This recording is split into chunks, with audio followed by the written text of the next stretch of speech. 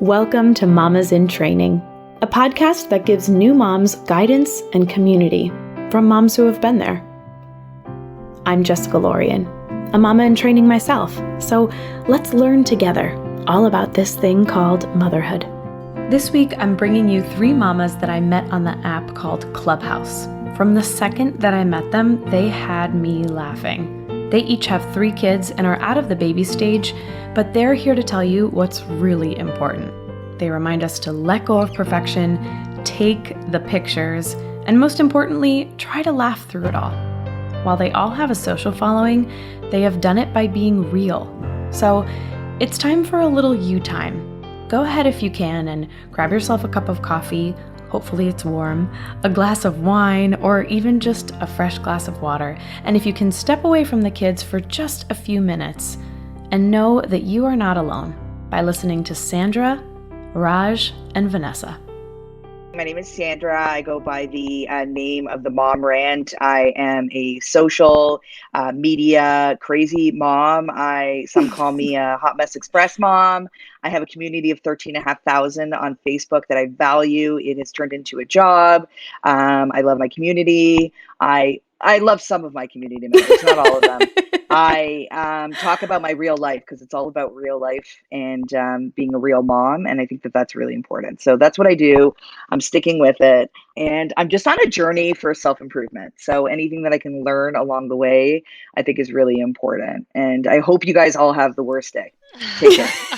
I love you, Sandra. Amazing. Raj, you're up. Hi, my name is Raj. I'm from This Mama Needs a Vacay. I'm a mom of 3, a content creator, and a blogger for the same name, This Mama Needs a Vacay, which I started in, I think, 2018 because this mama needs a vacay. And since then, I've been working on connecting with the community, such as Sandra and Vanessa and yourself, which has been amazing. And just learning how to, monetize. Just joking. But learning just how to create content and see this world as being a pretty neat business, actually. So it's been a really great space to connect with others, but also just to create something for myself. So that's me. I love it. And Vanessa. Yes. Hi, guys. My name is Vanessa. I'd like to say, first off, Sandra is my muse. You can find me on social media as officially Vanessa. I am a mom of 3, very happily married, unlike Sandra. Sorry, I shouldn't be doing that. No, I love comedy. I love to create on TikTok and Instagram. So I'm a content creator. I'm also a TV host on Rogers TV. And I am all about connecting women and sharing female stories and supporting women, all with a big dose of daily comedy. So that's what's going down over here. Well, that was a perfect launch because that's exactly what I want to share today. It was interesting because as I was doing a little bit of my investigative research on all of you 3, I was discovering that you all reference something, and that is sharing. And you all mention sharing in multiple ways. And so, Sandra, you say, kind of a little bit like you just did, you want to share your life as a hot mess mom in the express lane. Vanessa, you mentioned sharing truths freely and without judgment. And Raj, you mentioned sharing about lifestyle, beauty, travel, books, and laughs. I just thought that was so cool because when I first met all 3 of you, that's exactly how I felt. I felt just this contagious energy. I felt lifted up, and I thought, I need to get these women on to lift up my audience because I know, especially as a pregnant woman, as a new mom, there's a lot going on and it can be very heavy. And of course, we can get on here and talk about all the hardships and, everything that's going to go wrong. But I wanted an opportunity to just flip the switch a little bit. And as you all say, share all of these beautiful things and how real and grounded you all are. So I would love for anyone to just jump on this question of regarding all this beautiful sharing that you do in all of your individual ways. What compelled you to share your story and why do you still do it? I'd love to start. Vanessa, yeah, go for it. I think for me, the biggest propelling emotion I feel is that the idea of any woman feeling alone or isolated or, badly about herself because of what she's going through in motherhood or in life, kills my soul. And I feel the need to share my journey because we all are going through really difficult things alongside really beautiful and inspiring things. Like life is an absolute beautiful mess for everybody. And a lot of people don't share and acknowledge that, but it really is. And I think the more that we are really honest and truthful about that stuff, the more we normalize the difficulties in motherhood, and everyone's going through them. So for me, sharing is the way that I connect and inspire other moms to know, like, you are not alone. You will get through this. Tomorrow is another day. Like, you got this. We are all getting through our shit together and laughing at it. Yeah, absolutely. And I think that's what the moms who are in the beginning stages of motherhood need to remember, because it can feel so dark and so gloomy. But hearing all of you, now all of you have children who are in the older spectrum, but you've gotten through it. There's a light at the end of the tunnel. You are full, beautiful, working, thriving women. So I am loving that we're able to share this with this community. Does anyone else want to share any thoughts around that? What compelled you to share and why you still do? Yeah, go Raj. Life is heavy and serious at times, but it's also pretty amazing. And, for me, being a woman of color as well, a Sikh Canadian means that there aren't a lot of people who look like me out there, and especially not as an older mom of teens. So actually, I'm pretty young. I'm just joking, but having older kids, there's not a lot of that in the community, in the space online, to be able to say, this is what I'm going through, with my teenagers, and why I can't really share, but why I can just wink and let you know that it's a shit show over here, and just sort of say, hey, I know what you're going through, or I can somewhat relate. So just to sort of, all the little buckets that I was like, why not? Why not me? So here I am. Yeah. And I know, Sandra, you have a little challenge sharing how you really feel about things, don't you? I'm very challenged. I need to not share so much. I think that's the truth. No, but for real, Jessica, here's the story. I'm a big believer in sharing my full story. I think that more content creators and bloggers need to. I've always said that from day one. I feel like this community is a little bit, it's a problem. I'm going to be honest. It's a problem because when you have a community of people that follow you and look up to you, it's really pivotal and important that you are telling them the proper messaging. And when I say proper messaging, I mean your honest truth, your truths. So I have been always an oversharer, much to the chagrin of many people, including my husband. Bless his heart. But I've seen him on some of your videos and things. He gets out there too. Can I say he's a camera whore? I'll take that back. I probably can't talk like that on here. No, you know what you I'm can. saying? You know what I'm saying? I mean, I think when you don't share, you're doing a disservice. I overshare, and I think it's helped a lot of women, and I know that I have, and I'm going to continue to do it, and I'm going to continue to talk about the things that maybe not a lot of moms talk about. I have a beautiful cold sore on my lip right now. What was that caused by? My teen years. We won't go into that in total little detail, but I'm just an anything kind of goes kind of mom, and I say everything what's on my mind, and I work with brands that really matter to me and make a difference, because that's really pivotal to me. And I find that my community really gravitates towards when I tell my truths. But I've gone through a lot of shit in my life, a lot. And I almost lost my son in 2016, and I shared everything after. I didn't do it during. That was the one time. It's funny. I say to everybody, I am just kind of like an oversharer, but that time was so tough for me as a mom to deal with a child that was so sick. And I went into a box. I hid. I didn't tell the truth. I said everything was fine when it clearly wasn't. And so that's another key thing for moms, especially new moms. Like, speak up. Tell people how you're feeling. Please find a friend. Find somebody that you can talk to, even if it's a blogger, like somebody that you trust. DM them. Say, hey, I'm going through this right now. Do you have any ideas? Do you have any suggestions for things that I can do differently or ways to help? So yeah, I'm a big believer in therapy for everybody, especially Vanessa. She needs a lot. And every day. Every day. So no, that's it. I'm just saying, like, I love to share, and I think it's really, really important. And if I can help somebody by sharing my story, and I'll tell you just like a quick thing, even this cold sore that I'm talking about right now, I posted that I'm having this cold sore. I had so many DMs, no joke, of people saying, what do you use? I use Zovirax, or I use Express, or I use different products. Should I be using this? Should I be? It's like, dude, I'm not a pharmacy, but this is great because Yeah. we're sharing. Yes. We are sharing, and I think that that's So key. Sandra, that's called So, influencer. You're an influencer now. right, Yeah. right, the worst possible No, the You time. are best possible But influencing. time.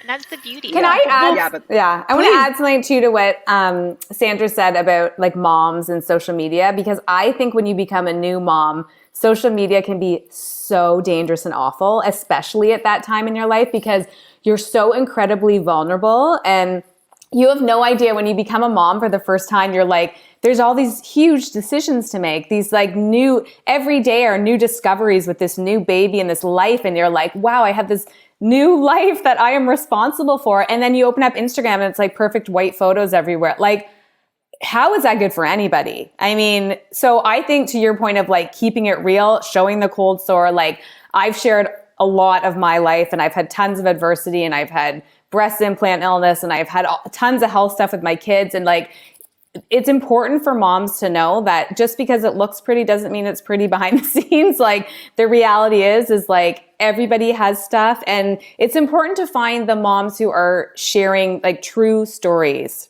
and the truth. Yeah, and I think like Sandra nailed this too. The conversations we end up getting in our DMs, the things that I've had people share with me, mind blowing. Someone shared her suicidal thoughts. I mean, heavy like this, right? And I just remember thinking the responsibility I had in how I addressed it and checked in with this perfect stranger when I could and make sure I responded to her. Just like small things like that. No, that's a huge thing actually. But then the small things are the ones that, people are like, girl, you're so funny, or I find you so relatable, or like things that are genuine. And that's when you're like, okay, so whatever I'm doing is working, because I'm a little bit mhm, protective of what I share because I have older kids and because of my family. I'm kind of grateful that I didn't have social media when my kids were little, because they were super cute and we totally would have monetized them and I would have been like super famous and rich by now, off my children's backs. And I tell them that every day because they were so damn cute. And now they're they're hiding in their rooms online learning.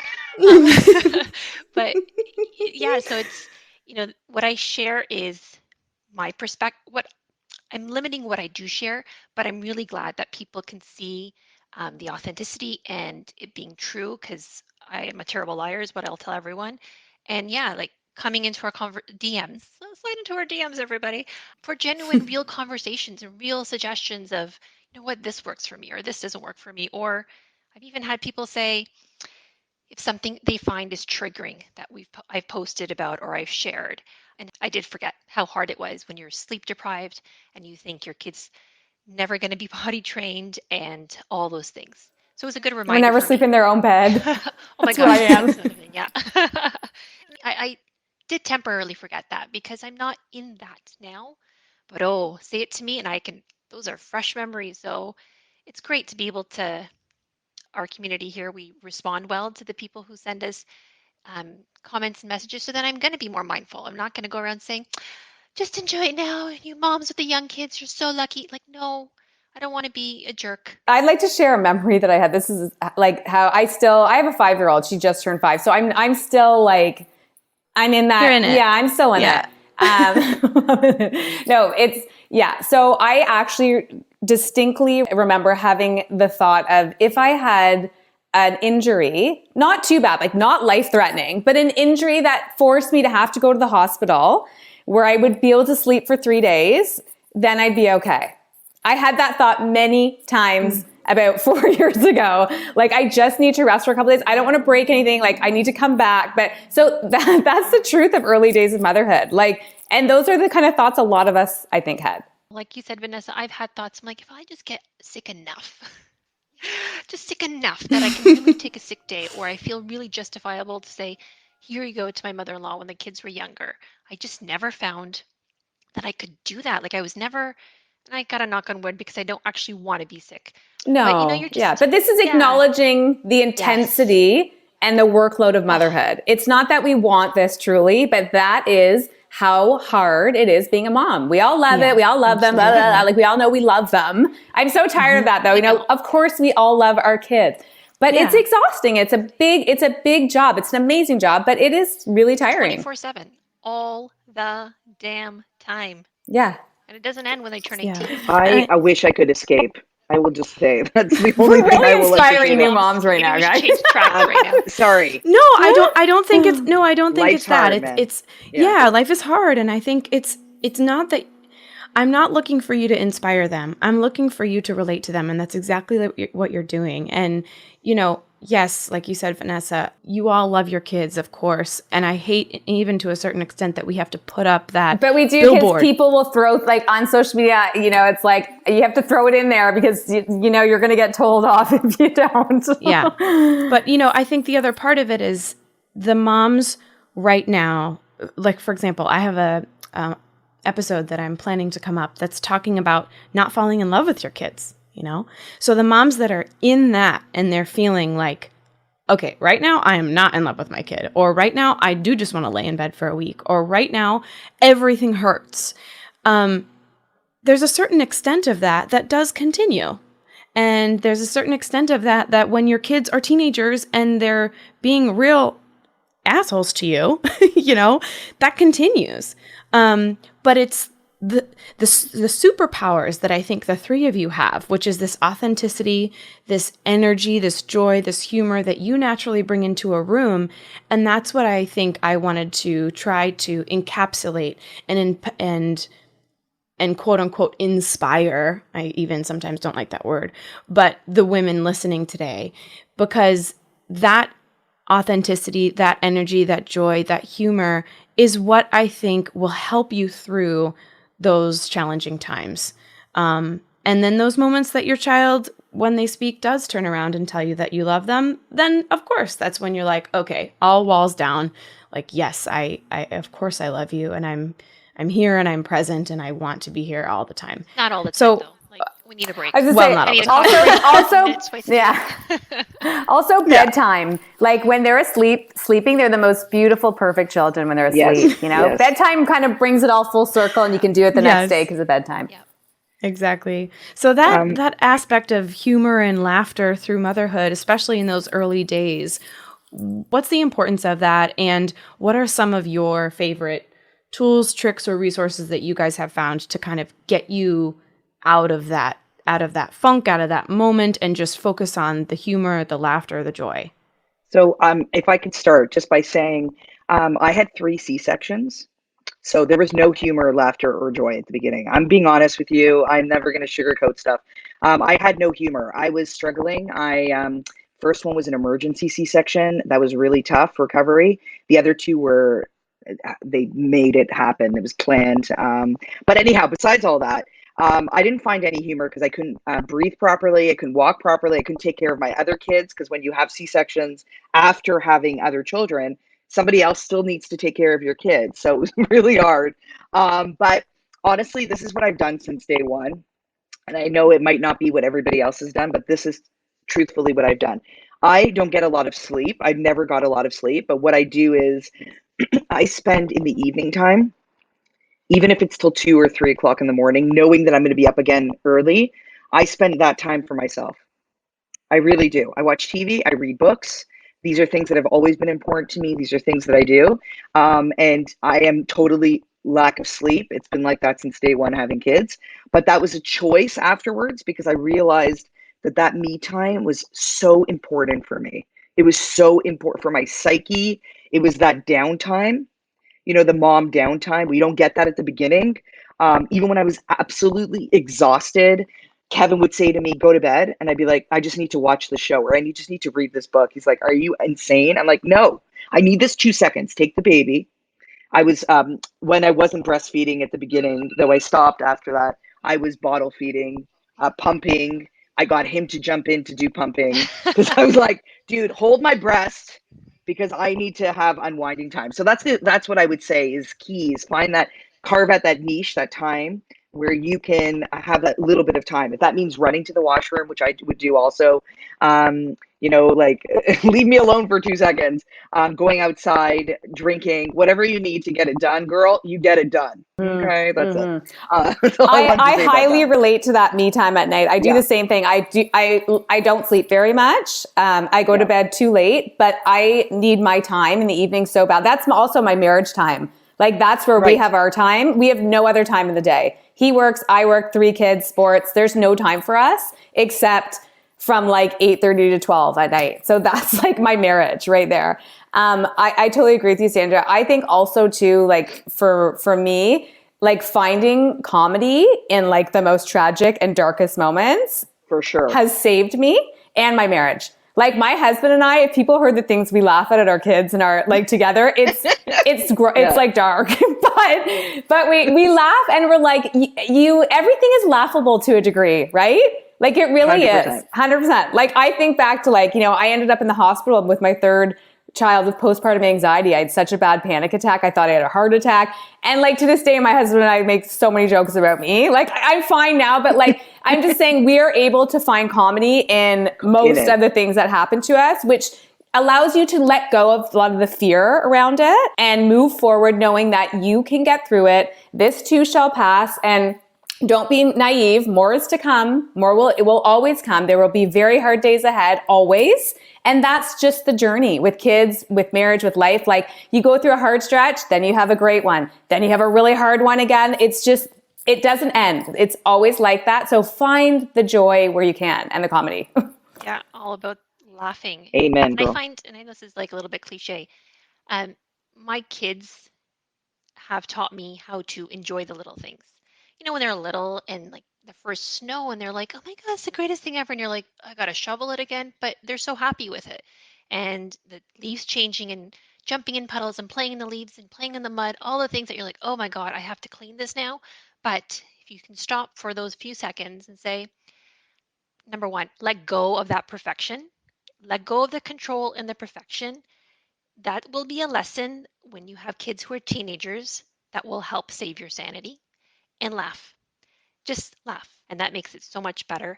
But that perfection letting go has been key. Like Sandra talked about her birth stories too. Like I had one that was beautiful and easy and glorious. And look at me, I'm an amazing mother.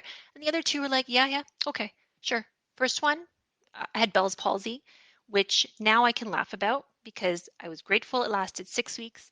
Bell's palsy, when you have facial paralysis on one side of your face, there's no pictures of me. And we can laugh about this because my other friends do. I used to wear an eye patch and drool from one side of my face as I'm nursing my newborn baby and living in a house with my in-laws and my sister-in-law and her children. So remember that. But I can look. I can feel that pain. Sorry. Yeah, that's painful. Right. I look back and I think, wow, it wasn't that bad. I mean, they all loved me and supported me and no one made fun of me. But I mean, I make fun of myself now about that. But I also am grateful that it lasted 6 weeks and I got to be okay and moved on. And then, 3rd child was another story altogether. And carving out that me time, whether it's staying up late or asking for help, right? Like I say it to my kids now because they are older. I said it to my husband before too. I am going to snap unless, and then having to give up control, say to my mother-in-law, here they are. I need you to take them, feed them whatever you want. Let that go. And it's that control and need for perfection. Like once you're able to, I think, recognize it, and I think a lot of us as mothers and women have that, recognize it and working on letting it go in certain areas. Like it just gives you sanity. I will say, I want to add to that. There's no manual, there's no guidebook for being a mom. I don't care about all those what to expect when you're expecting books. Throw those out the window. You got to do what's right for you. And, it doesn't matter what anybody else tells you is the right way to do things. I had also these expectations. I was going to breastfeed all my 3 kids and everything was going to be hunky dory. It was a hot mess. It really was a hot mess. There's nothing planned or curated about motherhood. There isn't. Doesn't matter how much some people like to pretend that it is. It's a farce. Okay. It's really broken, bleeding nipples, crack nipples if you're breastfeeding, if you're not, bleeding at all times, cramping, you can't move, especially if you're C-section. It's really, really bad. Vaginal tears if you're, vaginal birth. Dude, shit's hard, man. And being a mom is the hardest job, but we do it because we're gluns for punishment. And we've done it 3 times each, so clearly it's worth it. I mean, clearly there's some light at the end of the tunnel. There's some reason. Can I add one thing to the help? When you were saying ask for help, that is such, it's like, I don't think we can say that enough. Like, ask for help, because I know I was someone who wouldn't let people help me very much in the beginning, and it was not good. I would barely let my husband do it because he couldn't do it right, because I'm a recovering perfectionist. So like, and I caused a lot of my anxiety by doing things on my own. And the other thing is, like, your kids need to trust other people in your village, right? Because this is a bit morbid, and this won't happen to you, but like, you know, I lost my mom when I was a kid. Other people had to step in. Like, other people need to know your kids and love your kids and be safe for your kids. So it's important to create a community of people you really love and trust who are safe for your children. It's very important for you and for your kids. And for me, I'm like, go ahead and text her yourself. My children are older. The 2 of them have their devices. Go ahead, text them. Ask them questions, because if you are an adult that I trust and are part of our circle, let that be part of it, because I have witnessed things that are morbid as well. Friends that we've lost, you know, it's, now we're going to be all crying. Yeah. Sorry, guys, but that's where. Sorry, I didn't need it, but it's important. But I've witnessed that firsthand, as well in our life, and those were my wake up calls to say, I am not the be all end all for my children. I am not their center of.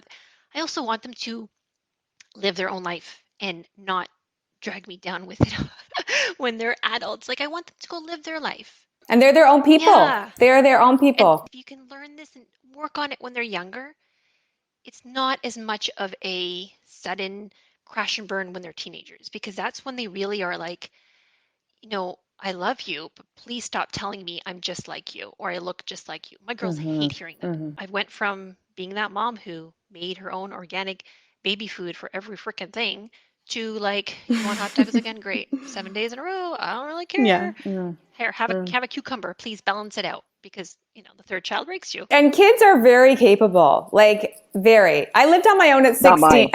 But I lived on my own at 16, paid my own bills, and made my food. So my every kid when they turn 16, they're going to be able to not live on their own, but they, like, my 11-year-old can make breakfast, lunch, and dinner now. Like, they need to be ready to, you know? Yeah. My 9-year-old can't even wipe his own ass. Honestly, my husband can't even wipe his own ass. So they are not going to be self-sufficient. Honestly, I don't know what we're going to live together till they're. That's okay though, if that's what you choose. That's fine. It's what I choose. Sandra's like, that's not what I choose. I'm prepping for my retirement here, my golden years for party time. I love it. Vanessa, you said this in one of your interviews that I saw. This is exactly what we're talking about right now, demolishing the myth of perfection. And that's exactly what I feel like this conversation is doing. You know, all those preconceived notions of how your house was going to look, how you were going to look, how your kids were going to look. You know, who knew with all these infants, you know, of 2020, who knew that a pandemic was going to come and half of these babies weren't even going to be able to see other children, see families, or wear, you know, fancy clothes. And if they're in onesies all day, like, great. So we're demolishing that myth. And I think that's exactly what this amazing audience that listens so faithfully, I think that's exactly what they need to hear. And it does come full circle. And just like Raj, when you were mentioning with your children, they'll probably circle back. Like I did that with my mom when I was a teen. You know, I wanted that independence and I wanted nothing to do. And now I'm in my 30s and I'm like, oh, I'm a lot like my mom. And I love those aspects about me, you know.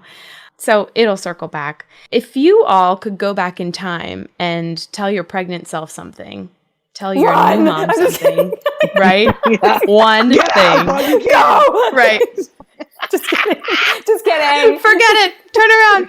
What would it be besides running away? Honestly, can I just say honestly? Of course, that's what we're doing here. Yeah, 100%. I would say don't sweat the small stuff. Your kid, as long as they're alive at the end of the night, that's the way that I started to look at things after a while, then you've survived. Then it's good. So try to look at that as, you know, you're going to make mistakes. Everything is going to be A-okay. The struggle is real, but you can do it. And if all else fails, there's always vodka or narcotics. Thank you. I love it. You know what? I would say, like, for me, this has been a big part of my journey is like knowing that like, trust your instincts. Your mom instincts and just your instincts as a woman in general are so in tune and powerful. And like, no book is going to tell you what's right for your child. You know what's right for your child, you know? I have 3 kids and like, God, now I know what they need. I know what's right for them. I don't need to read a book or listen to someone online, unless it's me and you can listen to me. I share really good stuff, but I just mean mother's intuition is powerful, right? Like, trust yourself. You know what's right for your babies. Yes. Yeah. Yep. I would say there is no, like, parenting and motherhood, there's no way to 100%. do it right. And I, focus so much, especially for that first kid, of doing everything right. And here's like when I went in to see my family doctor, who I had been going to since I was 16. So she had known me for a long time, to bring in the new baby, and they want you to nurse so they can watch to make sure she's latching properly. And she said something to me, and it stuck with me, and it's not a nice thing. She said, "You look awkward holding your baby," because I'm a tall woman with long limbs, and breastfeeding hurt, and you're holding your baby in a weird way or scrouched over because you're like, what? Plus, I had Bell's palsy. Let's not forget that too. She had said something, it was hurtful and mean and not any bedside manner. And That's to come nasty. back to Yeah. that, to realize that, you know what, there is no right way to hold your baby. The first baby, yeah, you don't really know what you're doing. You don't know how to hold it, but just there's no right way. No one can tell you how to hold your baby. Yes, support the neck, basic things like that. But and the foods you feed them, like, no, because if you are from a different cultural background, well, then the foods you feed your baby are a little different too. Like, there's maybe one rule of don't feed them honey because you don't want them to have botulism, but everything else is pretty like fluid. So there's no rule books. And I say this one fresh in my mind because I had a conversation recently with a friend who just had her very first baby. And she said, these mommy blogs are telling me these are the foods I have to feed him. I can't keep up. And I was like, dude, let it go. Stop reading that. Those are suggestions. It is just, but I remember going through that list and checking them all off. Not with number 2 and 3. Number 2 and 3, it's like, whatever I got, you're eating. But for the first one, you're like, I have to do it right. There's a way, but there isn't a way. It's your way is the right way. 100%. And I think that's exactly with all of the platforms that you all speak on and share your story on. With this platform of Mamas in Training, that's my goal, is to just offer suggestions. I am by no means any expert because I myself am a mama in training. So I'm learning from all of you beautiful moms. But I think it's important for that reminder to be out there, Raj, that for those new moms, those pregnant women, everything is a suggestion. Of course, if your doctor says something specifically that's, to you, very specific, but there are even some things I would imagine that your doctor might recommend that are suggestions. And taking back into what you were saying, Vanessa, trusting your gut, saying, okay, how does this resonate with me? Does this work with my schedule, with my family, with my job, with my community, with my age, with my health? Like, whatever it is, does that align with what you think and feel? And I think that overall is the best advice that all of you are giving. And it's the way that I think women can make it through, because this is a hard time. And if we're able to laugh through those things and take what serves us and push aside what doesn't, then we're able to move through that. Mm-hmm. And that's all. It's all really beautiful. Before we wrap up, is there anything else that's on your heart that you'd like to share with anyone? I'd love to say one more thing, because I could talk all day. But no, I just think too, when you're a new mom, I was so hard on yourself for how your body looks, for the choices that you make. You just rip yourself apart a little bit inside, and social media doesn't always help with that. But I just think it's so important for new moms to like really think about what you just did. Like, you grew a life inside of your body, like a life. What a flipping miracle. Then not only you grew the life, but then you've delivered it through your body. And now you're raising a human being. So instead of looking at yourself in the mirror and thinking about all the things that are bad about you and wrong about you and the choices that you're making, like, look at yourself in the mirror and think how fucking amazing and glorious you are. Like, I look at myself now and I'm like, we're amazing, guys. Look what we've done. Yeah. So that was what I'd like to leave you with. Listen to when people are telling you something honestly. If I'm telling you that, I had what did I had? I had a breech vaginal delivery for my third. That means her ass came out first. I thought I was going to die. I thought she was going to die. It was a horrendous experience, and I struggled. So if I'm telling you that, don't listen to what I'm saying, that there was a struggle, not in the overall package of, yeah, but you look great. Dude, I can't control my genes. They just happen to, I'm tall and thin, so whatever. But I can tell you that I struggled. So listen to the struggle that other mothers share. And the perfection is a facade, but this truth that we share, and it's always in the stories. It's rarely in the picture because I don't take pictures of when I'm yelling, but I'm going to tell you I'm a yelling, and please believe me. Go ask my kids now. It's part of the village. Go ask them. They'll tell you mom yells all the time. But when I'm telling you the truth, then stop and say, okay, yeah, I recognize that, because when you're able to sort of bank that in your brain somewhere, then when you're living it, you're like, you know what? My idol Raj, she went through this. And one of my friends, because it's all like relived for me, she says things to me about certain experiences she's going through, and it brings it up. I'm like, yeah, I felt that way too. I couldn't connect with my first child at first. She's like, really? I'm like, yes, I'm telling you, so please listen to me, because you only ever saw like the exterior, but it's being vulnerable, sharing, building your community so we can trust the people who are telling you the real things, and who you trust to tell the real things to. I think that is the beautiful part of motherhood, in this community, that when you find the right people, like, keep them. And then the ones who are triggers, let them go, right? Yeah. I totally agree with what the two of you have said. I will say, though, one of the biggest lessons that I can impart on people is, when you're a new mom, take pictures with your kids. Take those pictures. Doesn't matter how bad you look. Take those pictures, girl, because when you grow up, you're looking for those pictures. You see every picture with your husband or your partner or whoever you're with, or just the kids, and you're like, where's mama? Yeah. Mama did all the work.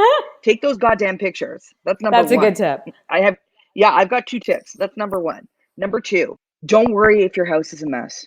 Don't worry if things are a disarray in your house. Girl, make those memories with those kids, because at the end of the day, what are they going to remember? Raj can attest to this as they grow up. It's the memories that they remember with you, those experiences they had, the fun times they had, the laughter they had, maybe the tears too. But those are those experiences, which is why I can honestly say from the bottom of my heart, my house is a mess. It's a mess. But we have laughter in here. We have a lot of screaming, because that's the only way I parent, is screaming. We have a lot of laughter. Yellers. We're yellers. I don't know if it's the Jewish in me too, but we also, the kids remember when mommy did this something, or when daddy did this, or when we went here, when we did that. The house will get cleaned in 10 years. It's fine. Live in filth. It's fine. Nobody cares anymore.